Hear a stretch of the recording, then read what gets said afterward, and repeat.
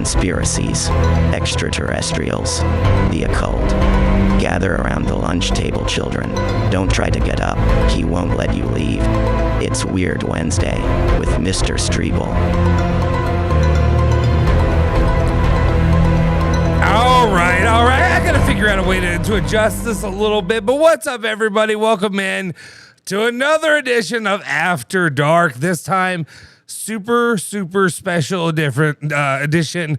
James Streble, Anna Tarullo, myself for After Dark Weird Wednesdays. And now I'm just going to pass it on to the big guy, and he can intro this thing on from here. Hello, welcome in tonight. Hope everyone's doing well this Wednesday evening. Beautiful summer night out here on the Streble Big Deck. So enjoying the lights on my umbrella and good company, and hopefully a good subject tonight and a cold beverage. So hello, everyone. So I sent some research for you to do. Now, I did say I know how busy you all are, so it's okay. Don't say L's up, Walt Nicholas. I'm kidding. You can say whatever you want, buddy. But I'd like to maybe do a little cursory research on the case we're going to discuss tonight, which is the Brazil Varginha case. So were either of you able to look into anything? Again, if not, it's okay. Okay, I'll take over because I know the answer to this one up here. Yeah, I did. I looked into it. I did some research. Okay. I went and got the picture for the thumbnal. Put it next to, is Mark Pope an alien? Mark Pope might be an alien. We can talk about that as well.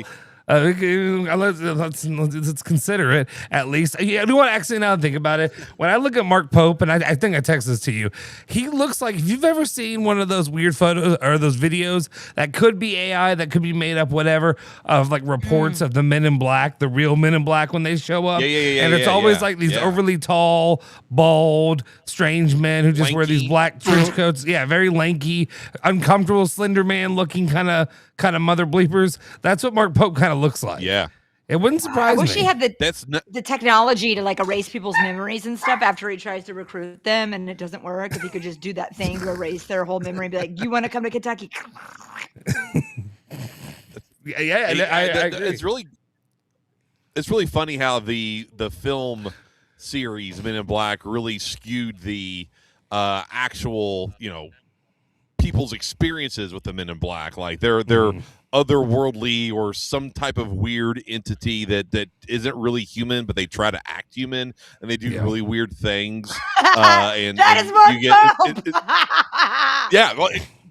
Justin may be onto something here, but instead we get the Tommy Lee Jones, Will Smith movie that says they're like government secret UFO hunters or whatever, and it's like that is so far from the mythology of the Men in Black. It actually pisses me off. Like I hate those movies because it's terrible. It's terrible. I like romanticizes them. It tries to make you love them and like them, and it's like no, they're probably awful.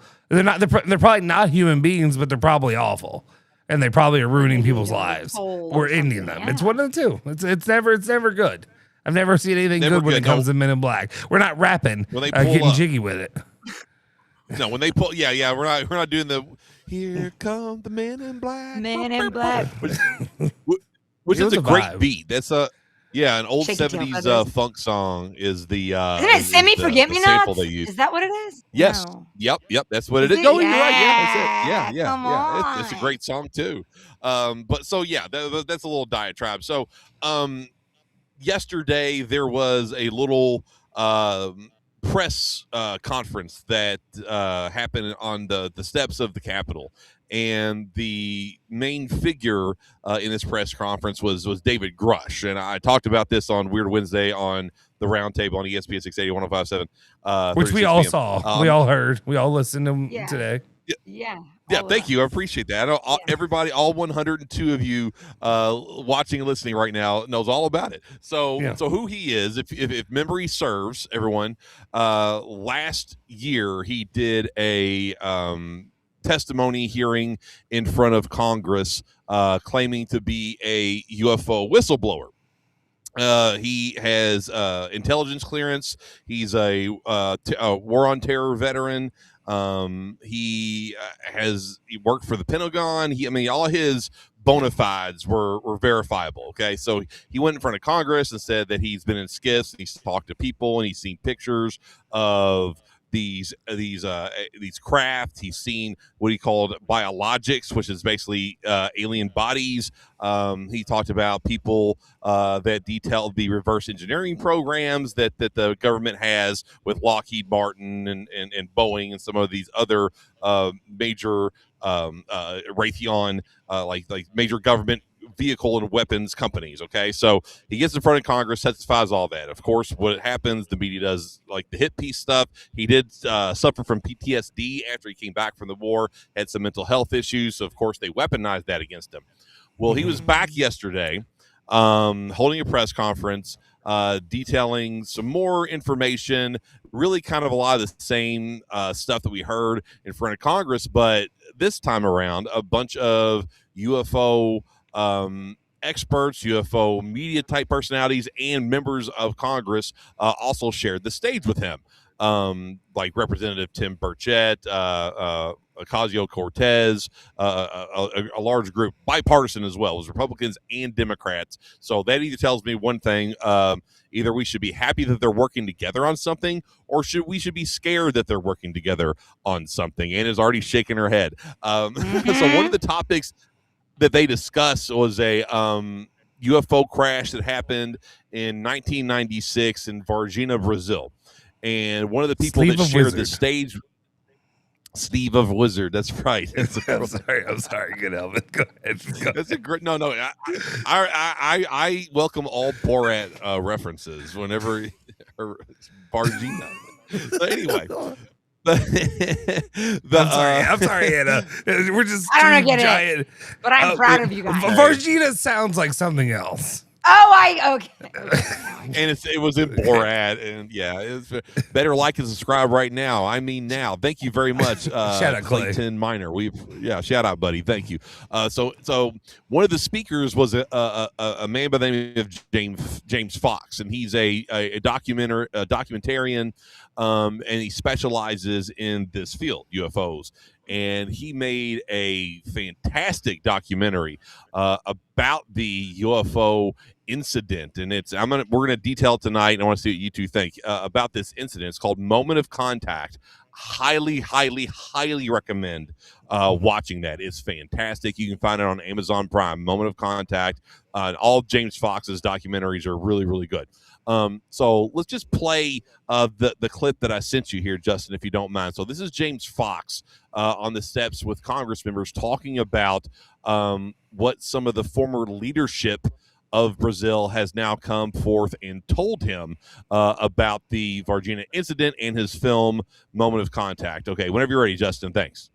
Reporting by witnesses of entities of non-human sentient beings connected to the craft. Don't take it from me. Some of these reports come directly out of the United States Air Force's own files. In fact, the very scientist who coined the phrase close encounters of the third kind investigated cases for the United States Air Force from 1947 to 1969, Dr. J. Allen Hynek. According to Hynek, it was cases like those that the United States Air Force desperately tried to keep secret, because it's one thing to try and confuse the public with weather balloons and swamp gas, and another entirely different when dealing with credible reports of non-human beings on the ground. I personally investigated one such case for over 16 years. The case occurred in Varginha, Brazil in 1996 and involves dozens of first-hand reports of UAP and direct contact with living, intelligent, non-human beings who, according to multiple Brazilian witnesses, were flown out of Brazil to the United States in January of 1996. Recently, the former Brazilian Ministry of Defense, Aldo Rebelo, confirmed the incident occurred and stated, if the U.S. disclosed information on this case, then we in Brazil could do the same. Mr. President, I am respectfully requesting that you declassify and release all files related to this case and others like it. We the people have a right to know. Reality should not be classified. Thank you. Okay, there you go. So a former defense secretary of Brazil told James Fox that, yeah, this case is true. It happened. Americans did show up. I'm going to detail the case here in a few minutes after you two kind of give your thoughts to, all of this right now and before we get into the case. But American military did show up at the scene, which is very odd. And there's a lot of weird stuff that happens. It's one of the most detailed cases out there, obviously with James Fox's help, one of the most documented cases out there. And you have the deaths of beings involved in this. You have the deaths of humans involved in this. It's wild. So thoughts on any of the stuff that I just talked about, and with David Grush, this huge disclosure movement, bipartisanship, whatever's on your all's mind, and then we'll dive into the case. Okay, I'll go first if you don't mind. I guess I got a couple questions. First of all, whenever I look at these, and a lot of these cases are all so very similar, but I think most of the times when we talk about extraterrestrials or biologics of sentient biologics, it's always a very similar description, similar look. You saw the picture by Mr. Fox that was displayed there, and I think I also used a very similar one in the thumbnail. And can somebody tell me why the fuck they're always naked? Can somebody tell me why a higher life form is always without some sort of clothing? Because they have no shame. Because they don't understand original sin. They never had to use the fig leaves. So, wow, that's a great. That's a really, really good hypothesis there, Anna. That was impressive. Off the cuff. It is, and there's a lot of ways that you know me. A lot of my thoughts and ideas go down that kind of rabbit hole, but it's just every single time I'm like. But they don't need it ever for like protection. They never need it for like out in space. Like, is it that hard? Is their skin that hard? Like, what is it? What is it that they do not need to ever have clothing? That's a great question, and the answer to that is some people think that what's classified as the Greys, which look very similar to these Varginha beings or whatever they are not like biological. Like they're like a blend between biologics and artificial intelligence. They're like kind of robots or whatever, right? So they wouldn't need it. Like little avatars or like drones. Yeah. Yeah, like, that's a great way to avatars or drones is a great way to put it. So they're not the actual whatever's controlling them. They're the workers, the drones for them, and they're doing this research on their behalf. And one of the things is also because space travel is if that's how they're getting around, which I don't think that's true, but this is the explanation that with space travel, a normal, I guess, some type of living creature, it would be very difficult on them. It would be very long and arduous, and they might not live through the experience, no matter how fast you're going, this, that, and the other. Whereas these, hybrid, biological, mechanical things can withstand the long distances and the travel and all that because they don't have any of the other worries. They have small mouths. That means they may not have to eat, and they're designed that way to not freak us out so much. They look like something that we could comprehend a little bit. And that's why they have like arms and legs and heads and eyes and things like that. And Go like ahead, Anna. vertebrae.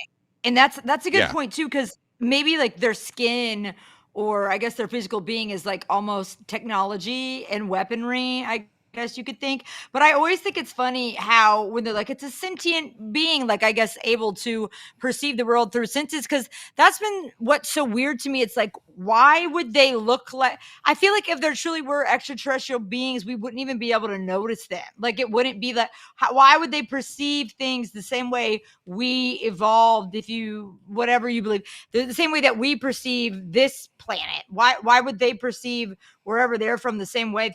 Why would they have vertebrae like we have vertebrae? Like that I feel like of all the options out there, why would it look similar? I think that's weird.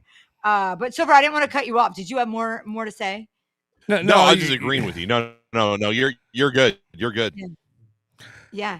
And there was nothing else that I really had to say. It was more of just that was something that, I guess in my mind. So I guess, and if you posit it that way, does that mean that they don't actually come here?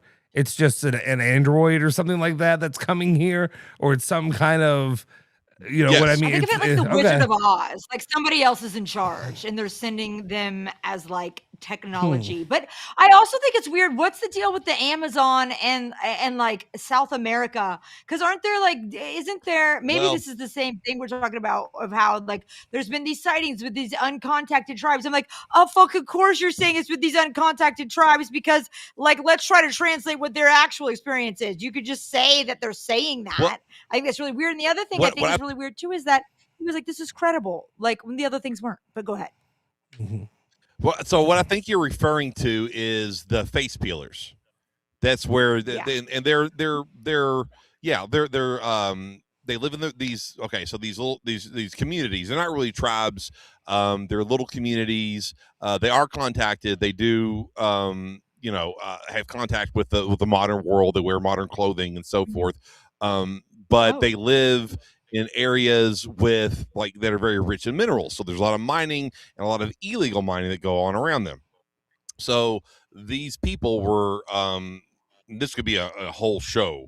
Just to give a quick rundown. So these people have experienced these whatever they are in like jetpacks and weapons, like laser weapons, and they terrorize them and they capture them. They call them the face peelers. So they actually do that, and then they got the government involved, and the official explanation was that these are rogue miners terrorize the community so they will leave and they could raid their communities for minerals. And and I've heard it's someone that actually investigated this too, a podcast they talked on, that like these rogue miners are they're like biker gangs. Like they're very kind of lowbrow, not very sophisticated, very ham-fisted. That where do they get jetpacks? The round table. Yeah, exactly. Like where the hell do they get jetpacks? These rogue miners have jetpacks, and they don't are the biggest. It sounds like y'all have never been to West Virginia. That's what I have to say. Exactly. Yeah, but it's like the jetpacks thing, and that explanation doesn't make any sense. So there's something more going on here, for sure. I don't know if it's aliens or what, but that's happening. These people are being terrorized, and they're very afraid of what's going on. So that's what I think you're referring to there, Anna.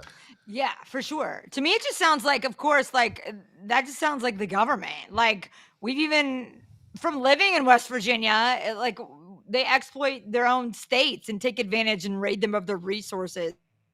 Of course, we'd be like, oh, it's these interdimensional beings that have this weird, we don't know why they would have an interest in your minerals, but it's not our government trying to take them over. It's not aliens that are trying to close and open the Strait of Hormuz. It's not us. Okay, guys, it's somebody else. I don't know. It just sounds like a government trick. Which very, again, good thought there. Very much could be more investigating needs to be done. Someone that commented on the show, interstellar travel for a biological would be likely devastating, but aside from travel time, androids could work as advanced types of probes. So that's kind of what the explanation is. All right, let's dive into this case. I gotta pull up my notes because it's very detailed. Okay, while you're pulling it up, look at this photo. Look what's out here. Look at our guy. Look at Cal over there with Adam Sandler. Look at the night that he's having over there.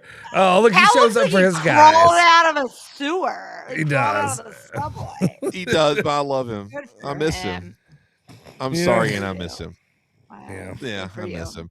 All right, back to before I start to weep on air. Back to the case. So okay, so on January 13th of 1996, there was a pilot and college professor named Carlos de Souza that reported that he saw a cigar-shaped vapor-like the cigar thing.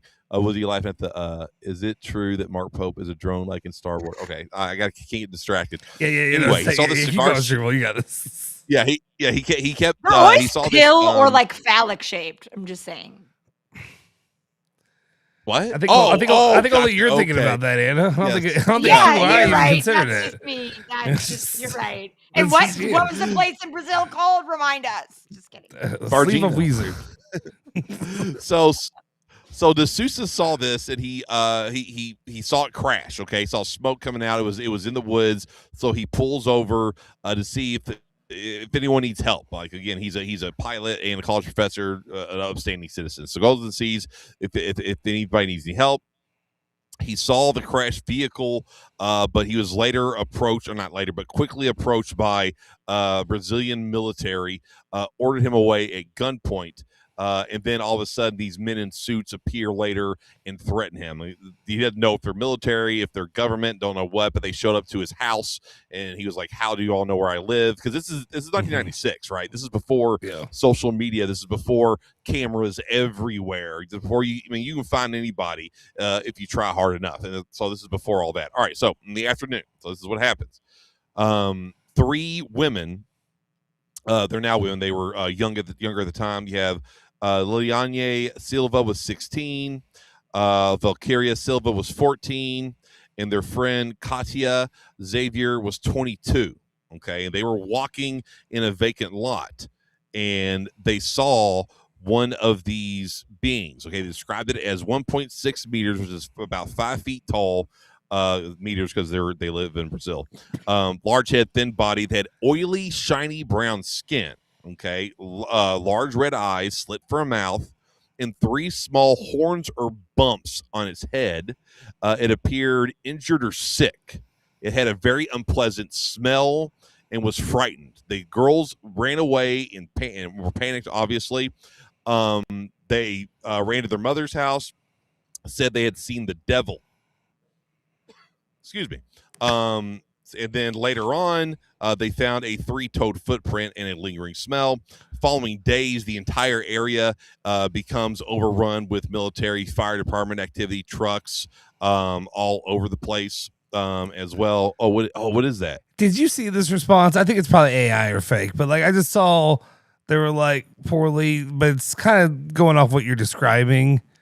Yeah. It looks kind of fake. It looks very fake. Yeah, but it like, does look kind of. Kind of looks like real. weird. It looks fake. That Yeah, looks it looks like a. But like it at least looks kind of like what you're describing. So that's kind of what it is. Yeah, that's a good way. That was it hiding. Okay, so yeah, it doesn't look real, but I don't think it's fall that far out of the sky. Anyway, so 4 days later and following days, reports. Like I already covered that part. There are reports from people that had also seen the creature. There were claims that one of them was captured by the military, and I'll get to what happens next. So they take this thing to a local hospital. Okay, under the military, they have a bunch of cars and military escort at the hospital. They bring this thing in to the hospital, and like the entire floor immediately is like, what the hell is that smell? Like, what is going on? And they ushered into a room real quick. They pull out the head doctor, and they're like, look, you can't tell anybody about what happens. And he, like, this doctor, and he's come forward and talked about this, like looked at this thing, tried to work on it, tried to revive it, try to get it going. The smell was terrible. There's nurses that talked about it. Eventually, they take the thing. They leave the hospital. That was the American military that did that, allegedly. They took control of the scene, took control of the situation, took control of the biological, and everyone was left with questions. It later came out, too, that one of the soldiers that captured this thing and helped escort it to the hospital was scratched. The thing was like, freaking out and was afraid, scratched him. The thing died on the way to the hospital, and he got this like really, really weird infection. This is all documented, and his doctor I remember has this also now. I remember this now. His doctor came forward, and he even spoke about how he can't explain what happened. This guy's family is asking the military for answers, like what happened to him. But he gets this weird infection and ends up dying from it. Like, gets really, really sick, dies from this infection. Again, all this is documented. These doctors and witnesses have come forward. That's what makes this case so unique, is you have multiple witnesses that are willing to speak and actually put their names on it. And if you see in the film, watch the movie Moment of Contact, you get to see these people, see them in person. They they must be great actors because they all look traumatized. They all look terrified. Like when the professor and the pilot goes to the scene where he found it to point out like this is where it was, he gets super emotional and really can't like he like can't hold it together for a little bit. He eventually pulls himself together and starts talking, but it's like, okay, this guy saw something. Like I don't know if he saw an alien craft or whatever, but he is obviously traumatized by the event, by being accosted by military by gunpoint, and also being bullied and threatened by these guys in suits. So that's the case he was referring to. And then you just had a former Brazilian military director basically confirm it and say, yes, those are the documents that we have. It happened. If the USA will do it first, we will follow suit to corroborate their story. Why? So why, Streble? Why do they have to go say, ahead. Why do they have to say if the USA will do it first, we'll do it? I don't get that. Why can't they just I don't either. do it? That was my question. When I heard that, I'm like, Brazil, why do you care what the United States says or does? This happened in your country. We're the ones allegedly that came in and overtook everything. Like, it's your case.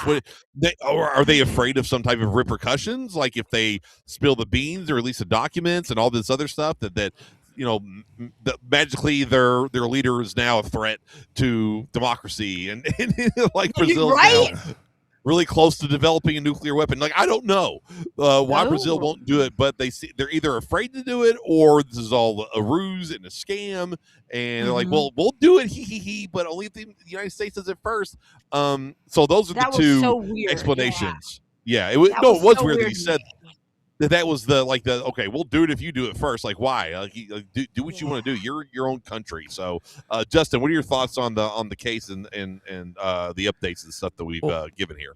And the kind of the bigger picture of it to me is kind of a question we've asked a lot, and a lot of commentary that I see every time something like this comes up is why is it usually always the United States? Why is it America? How many of these reports do we see in foreign countries? Why don't we really see a lot of discussions about this in other places? And I understand there's third world countries, there's places like that. There's a language barrier and all that, but you just don't hear in comparison these same kind of numbers, these kind of same stories or details, which is why that it kind of makes me question.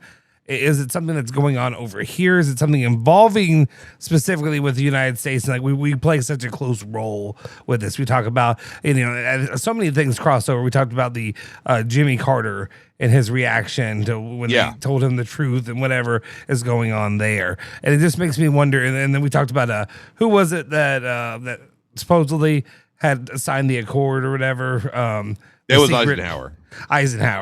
With that kind of stuff. So it just kind of makes me wonder, is it just stuff that's happening over here? Is it that's my bigger question. Is like, why? And then when you bring up the whole idea that the United States has to have the go ahead, is it kind of like all the world leaders have been informed that like this stuff's going on? You get in line, you shut your mouth, and you keep doing what you do and acting like everything's normal until the day comes, until Disclosure Day this Friday in theaters, whatever, that kind of stuff. Directed by Steven Spielberg.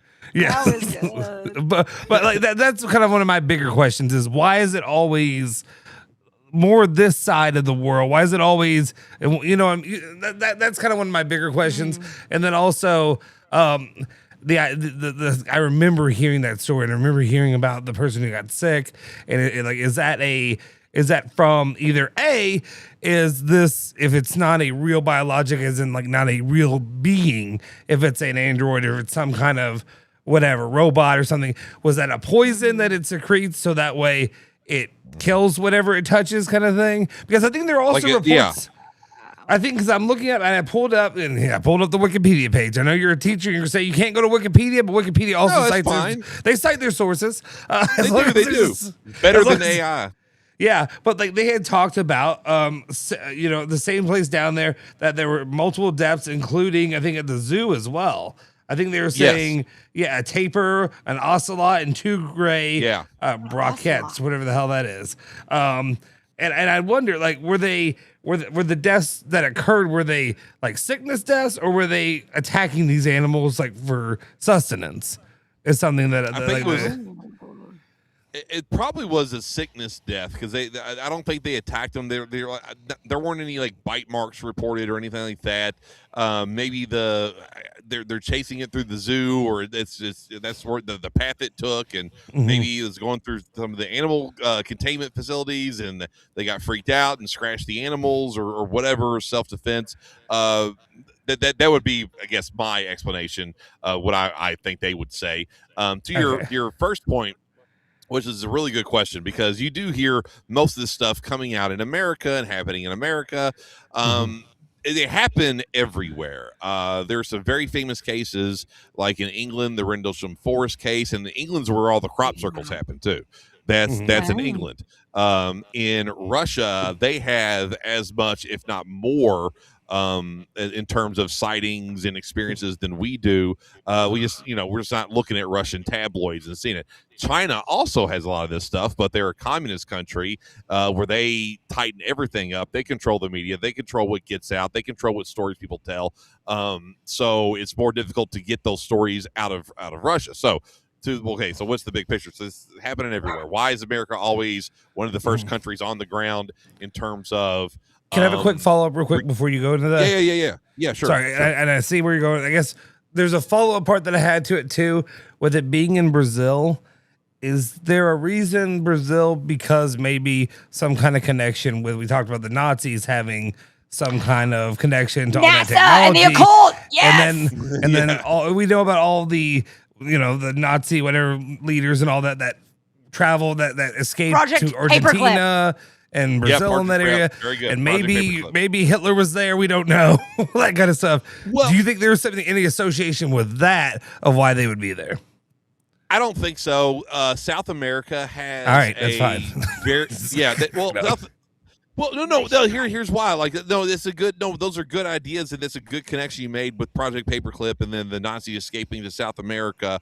There are stories of that, Justin, where especially in Argentina, there's this weird military deal we had with Pinochet at the time, and they had there was a Nazi scientist living there, and he's developing things, and that's where the whole image of the Nazi bell comes out of, and that's been seen flying around. That's a whole nother rabbit hole for another time. But no, your connection is a correct connection. But I think that what's more makes more sense here is in South America, especially in places where the Amazon rainforest is very prominent and very thick, like Brazil. They have a very deep and ancient culture, mythology around these beings. They're so, as we all know, or maybe we don't all know, but as we three know, Dexter, what that is walk into. I love these. These make me so happy when people just show up expecting, Tarullo and I just shitting on Mark Pope and like PK or something like that, and this is what they get. It's like, what the hell? We going alien hunting tonight, boys. Yeah, good stuff. So it makes me happy. So anyway, so back to the it does me too. I love that. So back to the culture thing. So as we all know, ayahuasca is very prominent in ceremonies in the rainforest in those cultures in the Amazon jungle. And there are clips, and you can find them online. If I knew we were talking about this, I would have sent this to you. But there's a shaman, a tribal shaman that is in a studio doing a podcast, and he's speaking his language. He has an interpreter there. And they ask him, they show him a picture of a gray, and he's like, oh yeah, he's like, they're I forgot what he called them, like the ant people or something. He's like, I think I've seen this with them. Yeah, we've been communicating with them for thousands of years, and they see them on their ayahuasca trips. And with the thing that makes ayahuasca turn into a psychedelic is this element called DMT.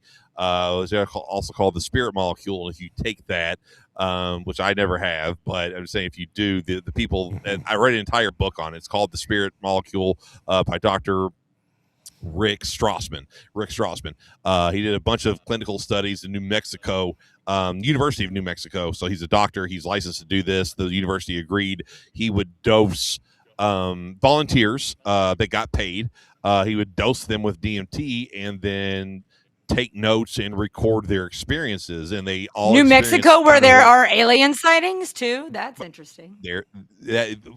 Another great, you two are on it, man. I tell you what, another great connection. But they would talk about what they see in these other dimensions. Like you leave your body and you go to another dimension, and you encounter beings that will talk back to you. They know you're there. They know your name. And some of these beings look like the gray alien. They also talk I just about had a thought. yeah. I just had a go thought. ahead. Yeah. I've had Clockwork Elves like and, the government put like clowns, LSD. jesters. Go ahead. Yeah, Like the in government Tales like Road, they put did that. Yeah. LSD. I mean, I Yeah. don't know. I am just thinking No. about. They did that. That was MK Ultra. That was MK MK Ultra. Ultra, when they that's were what I'm built- thinking, and I'm like, maybe they could Yeah. dose people. It sounds like, I mean, it sounds like Stanford Prison Experiment and MK Ultra Yeah. and all of these things where they're like, here, take this. We're doing a test. And it's like, oh, that's so weird that you saw an alien. Tell us more about the alien. Well- And that's trying to take over well, our but- government. Weird. but Okay. pe- Would you say African shaman or what kind of shaman? Sorry. No, Amazonian. Amazonian. Okay, yeah. Sorry, an African one. Yeah, popped up. Amazonian. Let me I'll keep looking. Amazonian. But okay, back to Anna's point. So even people that don't take the DMT samples that Dr. Rick Strassman gave them, even people that take other doses, they see the same thing. So it wasn't just in that clinical trial, and it's been happening for thousands of years. Like when they take the ayahuasca with the DMT, they see these things. So there's even before our government interference popped up. So it's a common thing that has transcended through history. These things are seen in the Amazon rainforest. Yeah, that's it. Do you want me to play it? That's it. Yeah, play it. Yeah, so watch this. All right. E alienígena não tem. Como? Alienígena. Alienígena? O que é? Nunca, essa palavra você nunca ouviu falar? Alienígena. Alienígena, não. Isso chama-se Mayushibu. Isso aqui? Sim. Mancunawabu. Mancunawabu. Sério? Mancunawabu é um que mora debaixo da terra. Eu falei, esse aí. Que se virou formiga hoje, que nós chamamos Una, que é uma formiga grande, chama-se Mancunawabu. Que essa formiga também é muito perigosa, né, Boina? Se as pessoas ficam mexendo com ela demais, ela leva o espírito da pessoa para debaixo da terra também. Para voltar tem que ser um pajé bem bom. São seres que pode aparecer em luz divina, com a luz do Nishipan. São seres que a gente pode ter o contato, que moram debaixo da terra. Okay, so That sounds like angels and demons. That sounds pretty interesting. All right, so he said again. They were like, okay, is this an alien? They didn't know the word. They're like, what's an alien? And when they show the picture, that's whatever. I'm uncultured and ugly American, so I'm not going to try to Streble spiked that cat food clearly. But I just lost my train of thought completely. About the little alien thing that he's describing. He's like, this is, that's whatever word that I can't pronounce. He lives underground, and so here's the other thing about this stuff too, is I know a lot of these things are in the sky and whatnot, but a lot of reports of UAP, UFOs under the water, their underground stuff. Also, these things can transcend any type of matter, whether it be liquid or solid or whatever the case may be. So yeah, that's interesting. The thing comes out of the ground, because now we're getting these stories of these things living underneath of our feet and underneath the water.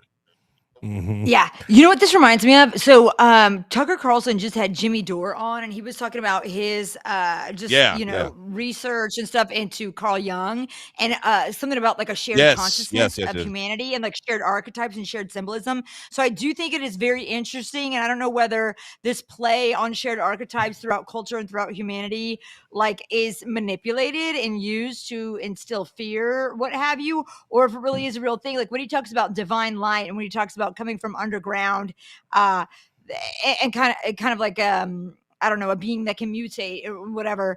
That's just interesting to me because it has such themes of all religious, every kind of ancient religion. So I think that's really interesting. But again, I'm just so hesitant of like, is it used to manipulate us? So I think it could be a mix too. I think people could play on those fears and lean into it to scare us or to emotionally drive us in any type of way or motivate us. But also, it's interesting to think it's hard not to believe in things that are of this same kind of shared symbolism in all of humanity and like all of our subconscious, if that makes sense. Yeah. I guess my question is, so with all these things, every time there's talk about grays and, talk about the different species and whatever they say about aliens are. And they talk about disclosure. And like say Spielberg they're pushing this agenda and they're trying to get, the American people ready for this idea of disclosure that is happening. And that, is in some form or way being pushed as well with the current administration.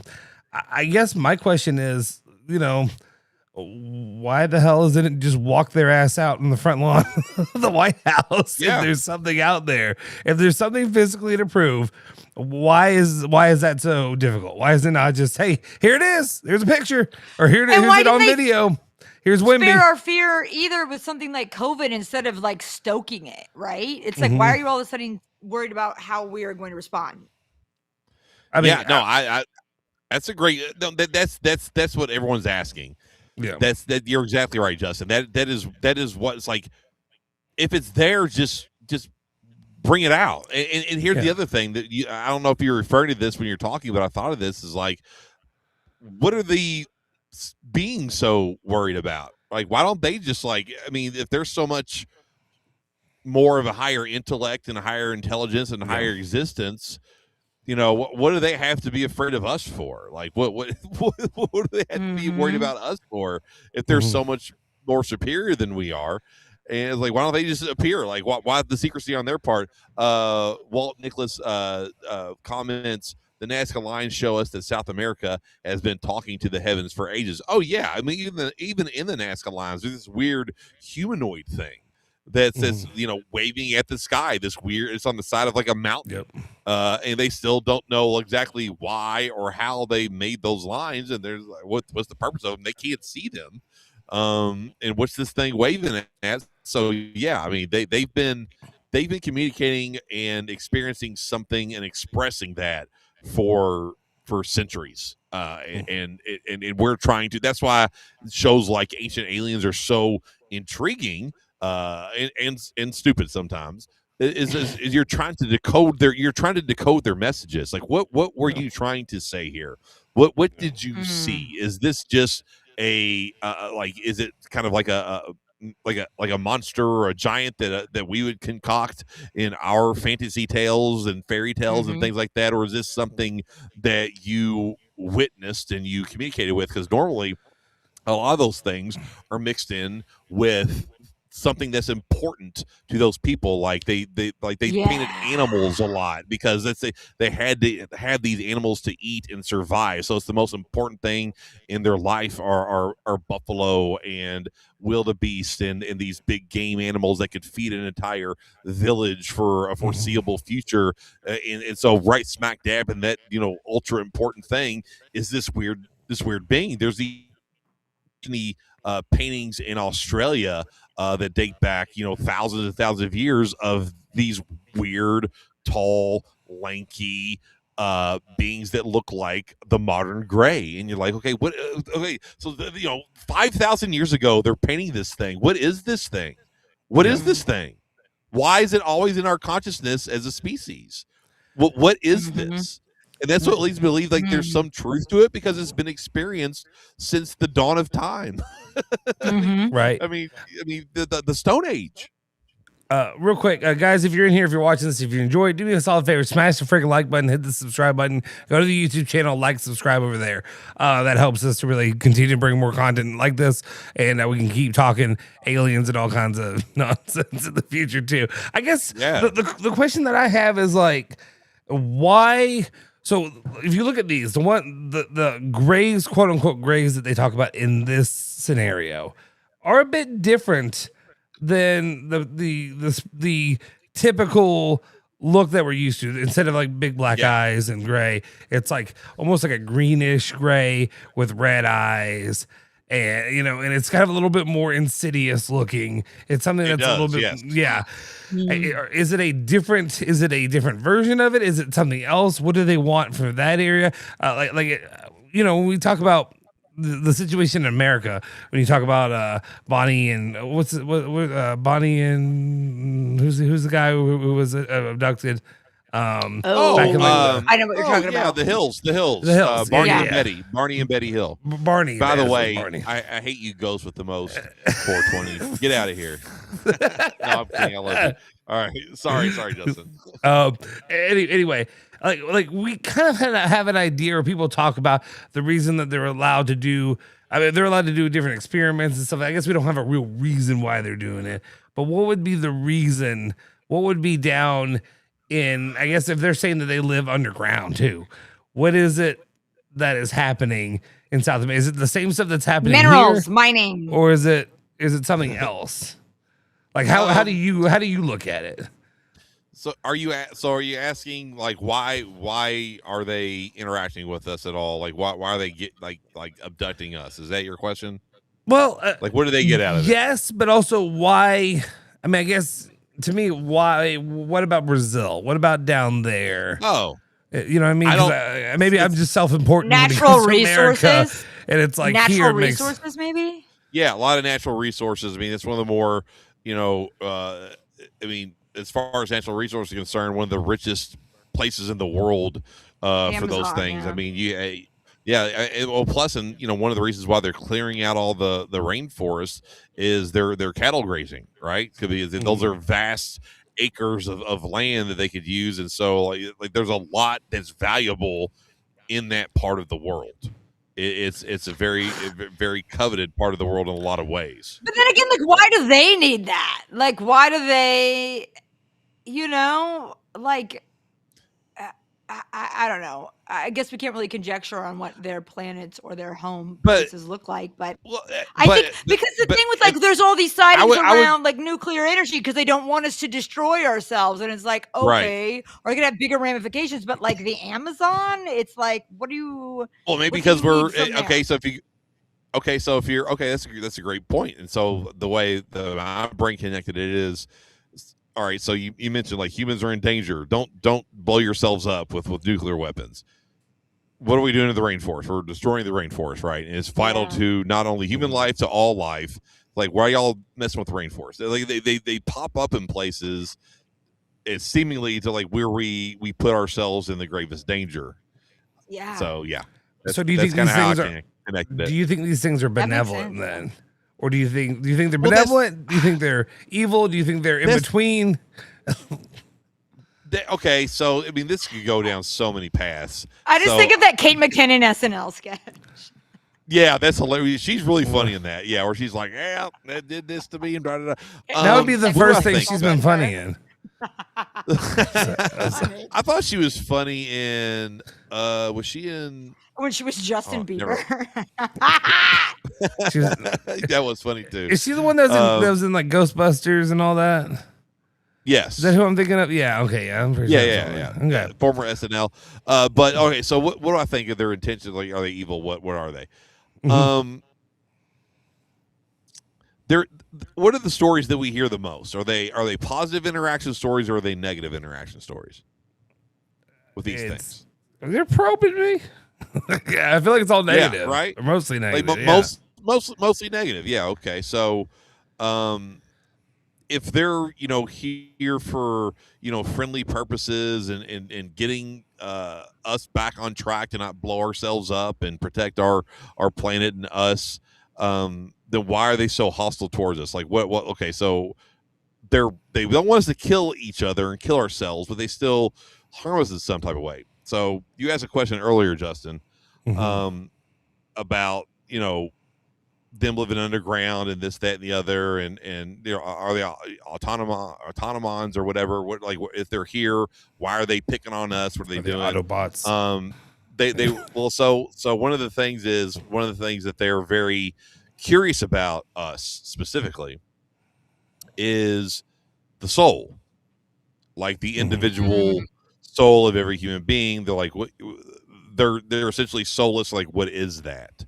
Yeah. So they're trying to like figure us out and trying to find a way to extract the soul from the human being and try to get the same experience that we get. Sounds like AI. And, well, okay, so what are other soulless?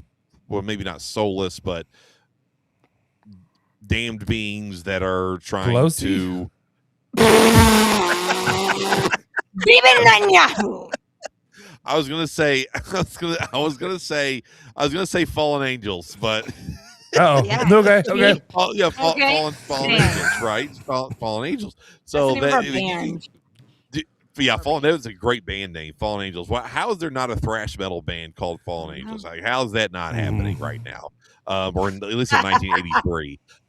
But so that's the dark path if you want to go down that way. So, and I think you can even think too about how like that's what differentiates human beings from animals or whatever, biblically or whatever. It's like we were infused with the soul. So it's not even just like intelligence, it's more than just mental or brain or whatever.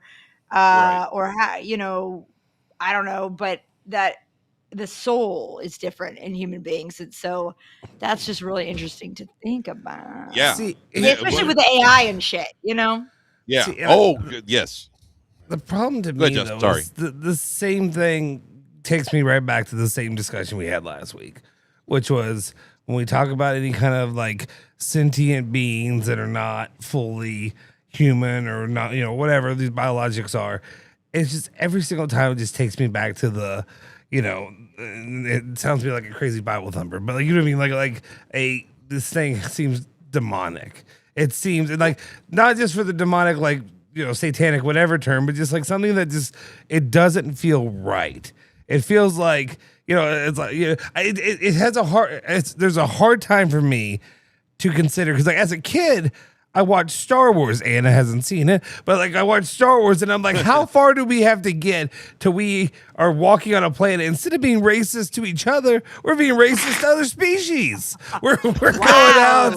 Look at this slug looking mother bleeper. That's what we're doing. We're not talking about what each it's going to other. take to end racism? Yes, it's no longer about our color with each other. It's about that. Why does that guy look like a horse? Why is that a horse man? A centaur with no conscience. Centaur. It's just running around. Upper half. It's like BoJack Horseman. It's lower half. Yeah, it's abducting innocents. Well, but like, yeah. Go ahead. Well, okay, so no, you're fine. You're right on the right track, at least in my point of view. Why do all these discussions always lead back to religion in some way, shape, or form? It's like every time you talk about it, if you go deep enough into it, right? Not just the cursory. Don't forget Rick Poison had the song "Fallen Angels." Yeah, great. Yeah. Bam. Now I like you better, Ghost with the Bow. It's a little Poison reference. But why do these discussions always go back to religion the deeper you go into it? So if you're just talking about like, we think UFOs are from outer space and from other planets and they're just really smart, but if you go deeper into it, then just that that thing that's being sold to us, that explanation that's being sold to us in Moss, and you go deeper into it, then all of a sudden you're like, okay, well, this connects to this, and that connects to that, and it all leads back to religious discussions, which is kind of why, and I know we talked about it last week, but just kind of going full circle here, why this movie Disclosure Day is so unique is because they're not running away or shying away from the religious aspect of this conversation. They're embracing it. They're not only embracing it, they're warning about it. Like, this will shake your faith. This will make you question it. Specifically, Christians. It's not like you were talking about it earlier today with McGavick. Hand down. We will get to you in a second, Missy. No. Go ahead, Anna. Go ahead. No, I just was going to say, just like as very quick aside, is like stuff I've seen recently is like where our public moral conscience comes from. And so much of it is just so intricately related to Christianity that a lot of atheists or secularists these days, they can't even separate the two. They call themselves non-Christians, but a lot of their public worldview is Christian in terms of their morality. But it's so Christianity has so shaped our Western way and how we interact with each other that you can't even really see it. So it does make sense that we would immediately, even if you think you're atheist or whatever, think about these aliens without a soul or without morals or without whatever, why they're different than us, that you would view it through that lens, if that makes sense at all. I don't even know if I relate my that makes sense. No, it does. It does. It absolutely does. Do you want me to go, or you got it? No, keep going. No, keep going. No, you keep going. I think it's just, to me, it's really hard to kind of separate the two. I think it was a great point that you brought up with the whole disclosure thing. And it's always just so needle focused in on, hey, Christians, you all are going to have to rethink things. It's not anybody else. And I understand it's kind of like, what is it? Irish and Italians and fat guy. It's like, those are the things that you can go at. Those are the things that you can make jokes about or whatever. Or you know, like when it comes to faith, it's kind of like Christianity's the one. Christianity's the one. Everybody else, if anybody else gets offended or some kind of issue, there's a bigger problem there. But when it comes to Christianity, for some reason, it's free game, especially in Hollywood. And it's one of those things that just makes me question Hollywood a little bit, or a lot of bit, but especially when it comes to, hey, we're targeting you all. We're not, nobody else. Somehow this movie that's going to be about what you believe, what you internalize as your faith, your reason for being here, your purpose in life and all this. Somehow this isn't going to affect all the other ones. Just throw out whatever. You talk about Buddhism, you talk about, Islamic, anything else, just anything, Judaism even, and all these other things. But just when it comes to Christianity, it's going to be you. You're the ones that are going to have to think about yourselves. And that was very... Right. That was very interesting. That's a very interesting comment that he made, and I was kind of like, I kind of had the same reaction. I was like, well, why just say that one? Like, why not say all faiths are going to be shaken and all faiths are going to be questioned in this scenario? And you think about it, and you're like, okay, which religious population right now is the most in the world? It's Christian still. Now, Islam's approaching that very quickly. It's one of the fastest spreading religions in the world. So they're kind of neck and neck.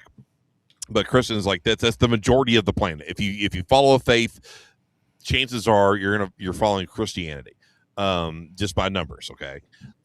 So they're targeting the majority of the population, and if you get the Christians to stop believing, and it's that convincing, if they're all going to drop it, then what's the domino effect on the other faiths as well? If they see Christianity, the Christians kind of like throw up their hands. It's like, well, this is the real story. It's the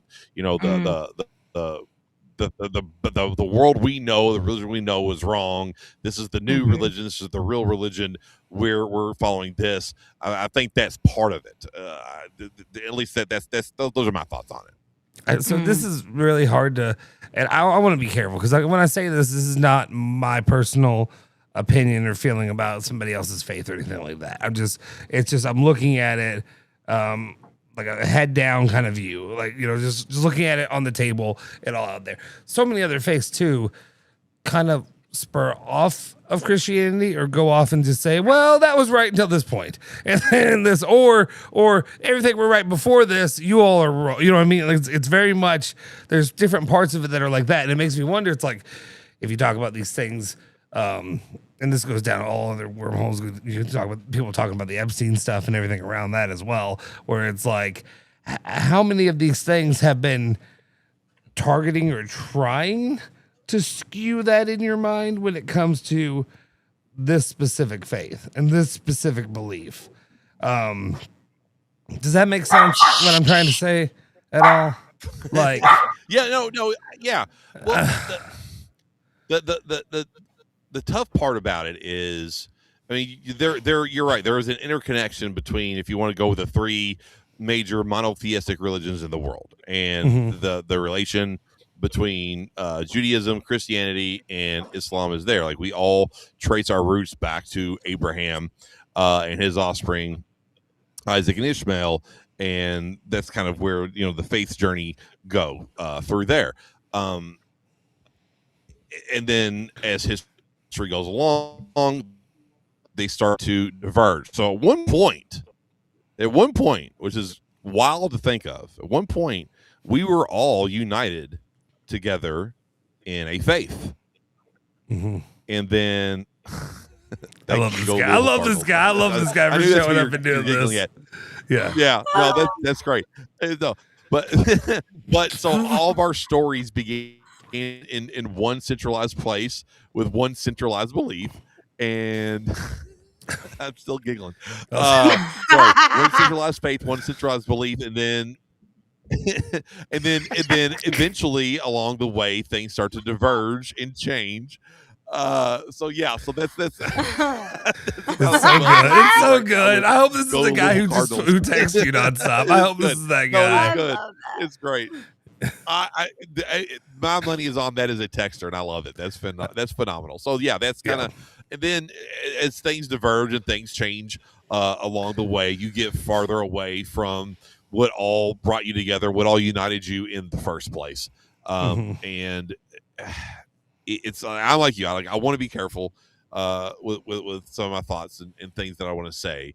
But there are major differences. There are major similarities in terms of in Islam they recognize Jesus, they recognize Mary, they and then of course the bond between Christianity and Judaism. I mean, a lot of a lot of our services are based on ancient temple traditions that date back into the Old Testament.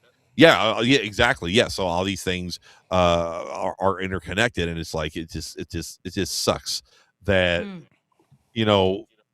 we can't remember that, and we can't think about that and realize that at one point we were all the same people, and it's gotten out of control, and it's about choices and things of that nature. So that's why I think if one can go down, the rest will go down as well. I'm just thinking too, just speaking of like our shared calendars and shared sacraments, Easter and Passover and stuff. I mean, they're based off like the lunar calendar. I think that's really interesting too, to remember going back to all of this, extraterrestrial outer space stuff. And even there was a commenter earlier talking about the Vatican. And I mean, there are files of like a Pope watching the moon landing, and they used to have a whole, I don't know if they still do, like a whole department about, moon landing, space stuff, all of that. Oh, they have one of the best observatories in the world. Yes, yeah. And I mean, just think about Galileo, who got excommunicated, talking about the planets and that we revolve around the sun and that everything doesn't revolve around us. How interesting is that? Going back to that, there is such it's not a recent thing that there was interest there. Or even think about, the teaching that Jesus ascends and comes back down on earth. And it's like, this is all related. So I see very quickly or easily how there could be such an easy connection to call it demons or fallen angels or what have you. But it's just so interesting that even like back to ancient Judaism, that it revolves around the lunar calendar. I mean, that's so interesting. We've always been kind of fixated with the stars and what's above us. Yeah, absolutely, yes, and even in ancient Mesopotamia, ancient Israel, they were. I mean, we've been looking up for ages, like wondering about it and what is it, and now that we found out at least what some of it is, like what's further than that, let's keep going further. The commenter says we forget that Isaac and Ishmael made peace at Abraham's funeral. Yeah, great point. Yes, absolutely. Go ahead, Justin. Sorry. Can I throw this out there? Let me just ask you this question then. I think like big picture, a lot of times when people get nervous about the idea of aliens coming out or whatever they are, these sentient beings that come here, how much of is there any part of you or people that like, I think a lot of times I think the biggest concern is that like when they talk about the disclosure and whatever coming out and what comes to light is that they're going to say, you all were basically monkeys, and we took you and created you. We were the creator. These beings are the creators, and we took you from flinging poop at each other to shooting missiles at each other now and doing these kind of things that you're doing. So we've always been here before. A lot of things that they say could like fit in to the way that God describes himself in the Bible and all this kind of stuff. Of religion, Yes, and that's my question. Is like, how much of it is it? How much could they pervert the Bible? But is it like I feel like the world is trying to tell us that now? It's like you cannot believe in any of that, and we did come from monkeys. That's what they tell us. That was they tell us now. So the movie, which is actually one of my favorite movies of all time, the movie 2001: Space Odyssey. directed by Stanley Kubrick. He wrote the script with Arthur C. Clarke, who was a prominent sci-fi author at the time, and also he was like a legit, like, smart scientific guy. So the whole point of that movie is it shows the beginning, shows mankind in what Anna was describing as the primitive stage, right? Like we're monkeys, okay? Yeah. And I'm gonna save that.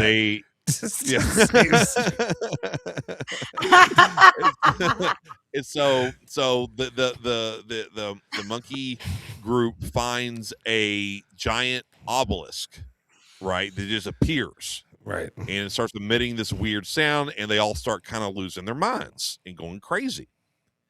Then they wake up the next then the next morning they wake up, the obelisk is gone. They had been raided by a rival, prehistoric human group the night before, and they were unable to defend themselves, and they hide. Well, this one, and this is after the obelisk, this one member of the tribe, he picks up a bone of a dead animal, and he starts to fling it around.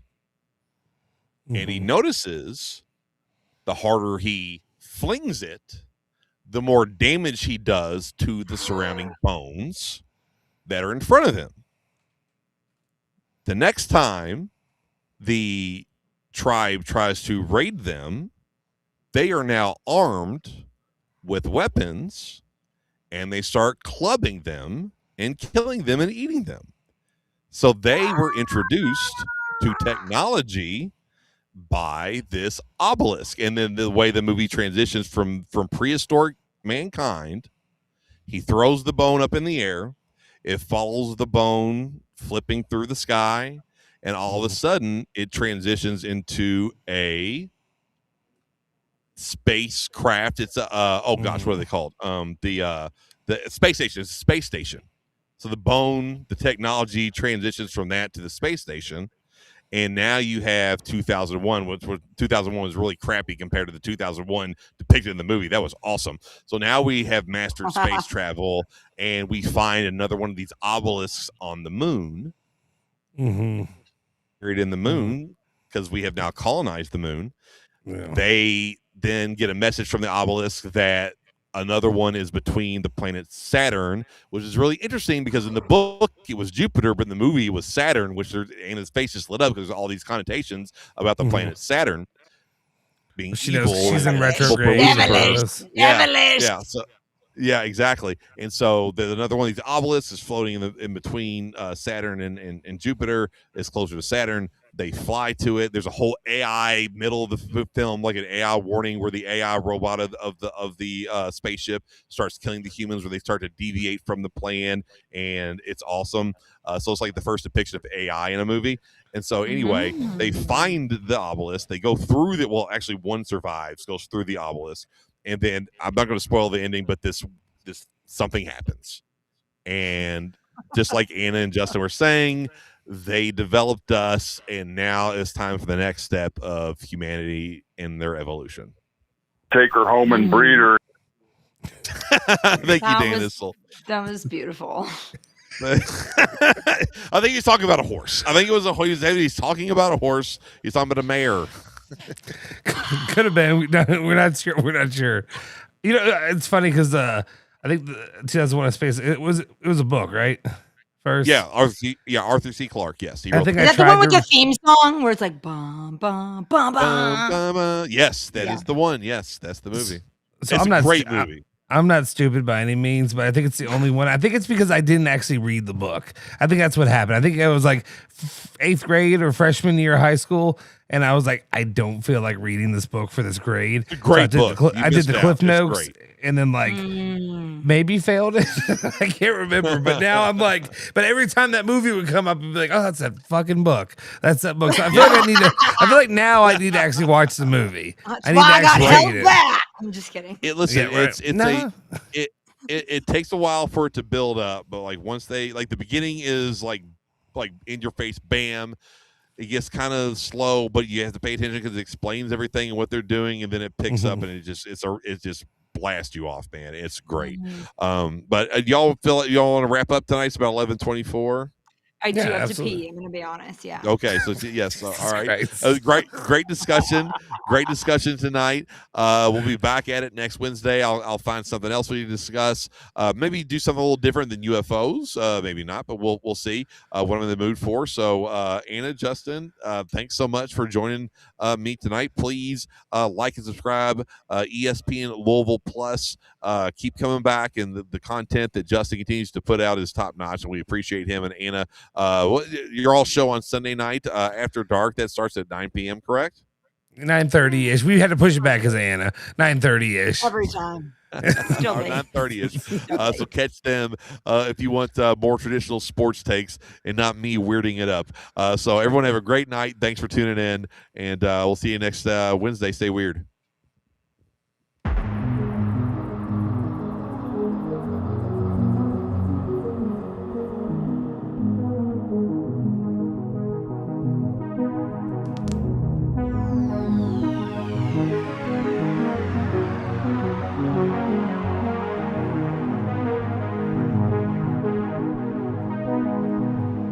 Thank you.